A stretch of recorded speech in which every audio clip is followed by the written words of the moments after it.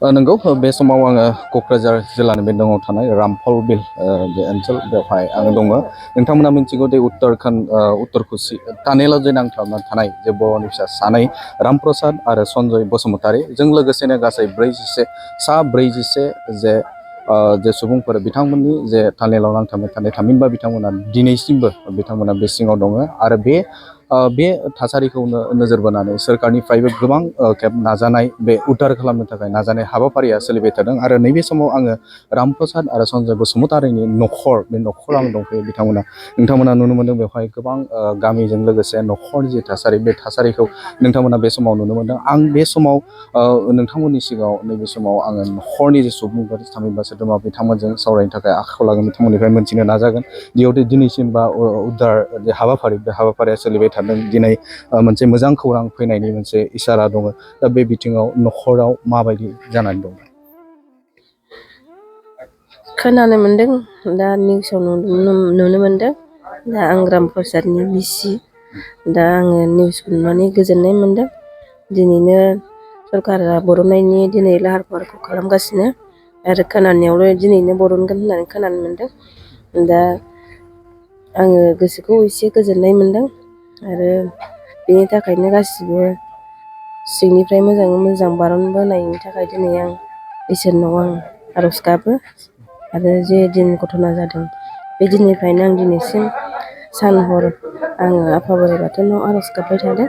दिनै इसोरा अननानै जाहाथे मोजाङै मोजां गासिबखौबो सिंनिफ्राय मोजाङै मोजां लाबोनो हायो। दिनै न' फारसे मोजाङै मोजां सफैयो। आं बेखौनो इसोरनाव आर'ज गाबो आरो सरकारनिफ्रायबो साबायखर। दिनै जाहाथे मोजाङै मोजां गासैखौबो बरननो हाथों। दा सरकाराबो नाजानायनि गेजेरजों दिनै मोजां खबरखौ मोन्दों आरो गोसोखौ गोजोननाय मोन्दों। दा बेवहाय गोलाव सम नैबे सिङाव बिथांमोना टानेलनि सिङाव हाबनानै दङ बा थामहिनबा बिथांमोना नांथाबनानै दङ।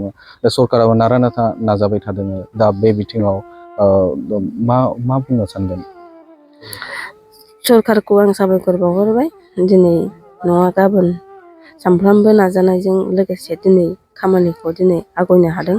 बेनि थाखाय आं सरकारखौ खावलायहरो, साबायखर हरनाय थाबाय आरो। खोनानो मोन्दोंमोन बिटिआरनि बिथां मानगोनां गाहाय मावफुं सोद्रोमा बिथां प्रमद बर'नि दैदेननायाव नोंथांमोननिफ्राय सानै जे दैथायहरदोंमोन बिथांमोना माबायदि खौरां हरबाय दं दा समाव? दा खबरथ' दिनै मोजाङानो खबर लादों सार प्रमदआ। दिनै मोजां गाज्रि दिनै जाथायखौ खोनाहैनानै दिनै आंनि न'खरनिफ्रायबो दिनै आंनि फिसायनिसिम न'खरनि फारसे थांनो थाखाय दिनै आंनिनो बिबोनां रमेन नार्जारि आरो जगन नार्जारिखौ दिनै थांनायनि मदद हरदों। प्रमद सारनिसिमबो गोजोननाय थाबाय, साबायखर हरनाय थाबाय आरो। जिहेतु सानै दैथायहरनाय बिसोरो मा बुंहरदों, मा रादाब नोंथांमोननि गेजेराव हरदों? सानै जिहेतु दैथायहरदोंमोन दंफैयो सानै। बे मा होनो रमेन बसुमतारी नार्जारि ओमफ्राय जगत नार्जारि बिसोरो दा मोजां खबरखौनो हरदों आरो। ओमफ्राय मा होनो जेनेबा सरकारनि नाजानायाव दिनै मोजां खबरखौनो मोन्दों। जोंबो गोजोननाय मोन्दों। जोंबो जाजेननायनिफ्रायनो जों इसोरनाव आर'ज गाबबाय थादों। दिनै मोजां खबर खोनानानै जों मोजां मोनदों आरो सरकारखौबो जों साबायखर बावो।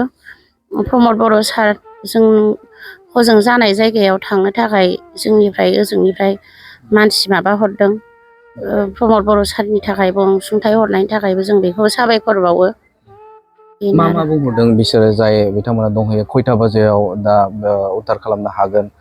बेसेबां आवगायदों बे खामानि?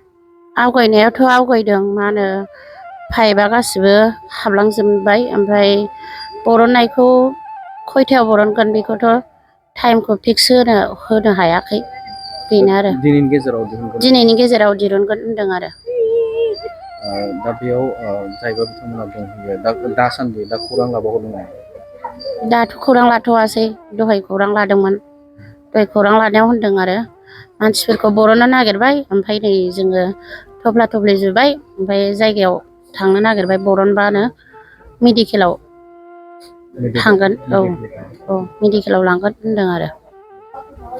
नंगौ बिथाङानो जादोंमोन नैबे रामप्रसाद आरो सन्जय बसुमतारिनि जे नखरनि जे सोद्रोमाफोर बिथांमोनजों आं सावरायबाय दा बिथांमोना फोरमायदों जे दिनैनि गेजेरावनो जे रामप्रसाद आरो सन्जय बसुमतारिजों लोगोसेनो गासै 46 जे थाबथाना थानाय टानेल सिङाव जे थाबथाना थानाय बे थाबथाना थानाय सुबुंफोरखौ दिनैनि गेजेराव उद्धार खालामगोन होननानै बिथांमोननिफ्राय जों मिथिनो मोनदों। दा बे समाव आङो नैबे रामफलबिलि ओनसोल बा गामि बे गामिनि रायजो राजाफोरनि जे थासारि बेवहाय गोबांनो रायजो राजाफोरा बेवहाय गेदारिं जानायखौ नुनो मोनदों। गामिनि सोद्रोमाफोरबो बे समाव थानायखौ जोङो नुनो मोनदों। गोबां बेवहाय जमा जाफैदों थामहिनबा थुबुर जादों जे रामप्रसाद आरो सन्जय बसुमतारिखौ दिनैनि गेजेराव जे बोखयोब्ला बिथांमोनखौ उद्धार खालामनाय बे जाफुंसारनायनि मोनसे इसाराखौ बिथांमोना फोरमायदों आरो जोंनिफ्रायबो बे नैबे समाव जे बिथांमोननिफ्राय जे रामप्रसाद आरो सन्जय बसुमतारिनि जे बिथांमोनखौ दिहुननाया मोजां जाफुंसारदों बेखौ जोङो आसा खालामनो हायो आरो साफ्रोमबो जे रायजो राजाफोर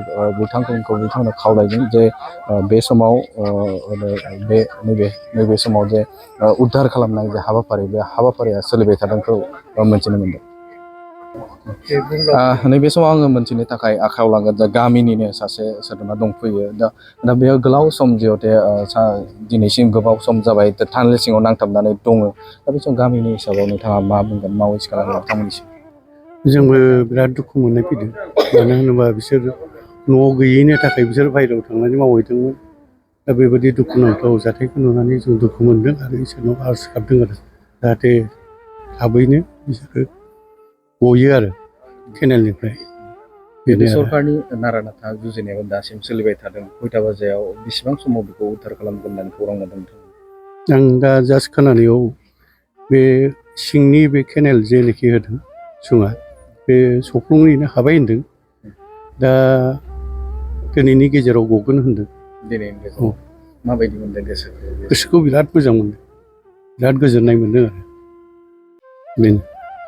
नंगौ गामिनि सोद्रोमा बिथांमोनजों सावरायबाय बिथांमोननिफ्राय मोनथिबाय जे दिनैनि गेजेरावनो जे बिथांमोनखौ जे 46 जे नांथाबना थानाय बा थामहिनबा टानेल सिङाव हाबना थानाय बिथांमोनखौ उद्धार खालामगोन होननानै बे समाव बिथांमोननिफ्राय मोनथिनो मोनबाय। बे समाव नोंथांमोननो आङो नैबे समाव क'क्राझार रामफलबिल ओनसोलनिफ्राय नोंथांमोननो बे खौरांखौ होबाय। गोजोन्थों। बाजाज कम्पानिनि बाइक सालायनो मोजां मोनग्राफोरनि थाखाय गोजोनथाव खौरां। बेसेन नाङाजासे 5 लिटार पेट्रल, 2 हेलमेट, सीट कभार, 12 टाइम्स वाशिं कुपन मोननो हागोन।